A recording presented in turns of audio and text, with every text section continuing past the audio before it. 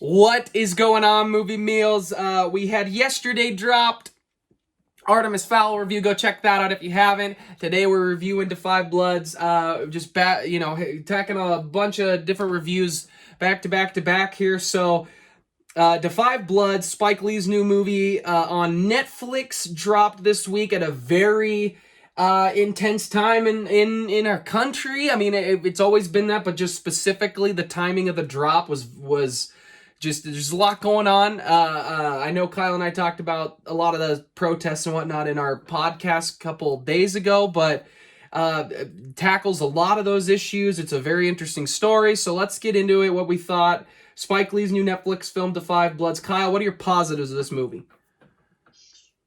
The positives was, how am I going to get into this? Because this movie is just so good all around. I'm trying to think of where to start out. I think you're right, Alex. Like, it's just such a good timing for this movie to be released. I mean, unfortunately, with all this stuff going on, it's kind of bad that everyone's so divided. But it is a good time for a movie such as this to be released, just to get some perspective. And that's really how Spike Lee goes about with his movies, and this so here. I think what he was able to do with talking about real life events in the past and in the present right now, he was just able to, get the story straight about how these issues are always coming up and how that it's just so always topical. I don't know. Sorry, I'm just kind of rambling at this point, but he always knows how to talk about what's going on in today's world. And I think he does so here in this movie really well. He was able to get such an interesting story going on through this movie. Like, I was always interested from start to finish.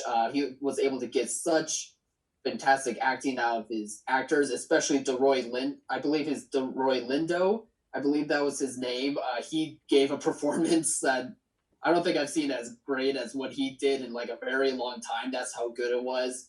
It was just his way of being able to tell a story with such rich acting, with such rich and interesting ideas, to be able to keep you invested from start to end, even if the movie is as long as it is. I don't know. I'm kind of rambling just because there's so much good stuff about this, but what are your thoughts on this? So Black Klansman kind of, I knew who Spike Lee was, but I just for some reason never, saw a lot of his filmography. Black Klansman, I loved very, very much. So it kind of made me go back, rewatch a bunch of his movies. So I love Spike Lee. I love the way is as a director, and I adored this movie. Had this movie, if there wasn't COVID in our world right now, I think this movie's the first Oscar contender of the year. Like, that's what we would have said if everything went normal. I think it's still true today. This is the movie where it's like, no. This is the first one of the year. This is the one that if it doesn't get praised later in the year because it came out too early, we're going to talk about it. I adored this movie. I didn't know much about it. I actually never watched really a trailer. So I thought it was more of a war movie with Chadwick Boseman, and it's not that. And I'm so glad I didn't watch a trailer because I just absolutely loved it. It's a story of brotherhood, of Vietnam, of politics, capitalism, communism. It's got so many layers to this of police brutality, the way minorities are treated. I just absolutely loved the way he edited, directed, shot this movie, the way he presents it. I love when they go there's flashbacks in the movie without giving thing away. Flashbacks, the way he handles flashbacks, the way he shoots the flashbacks, I loved. His he does something with imagery in the movie that I really love. I think it stands out. And when you go down to just a base level, the performances are incredible by character actors people know.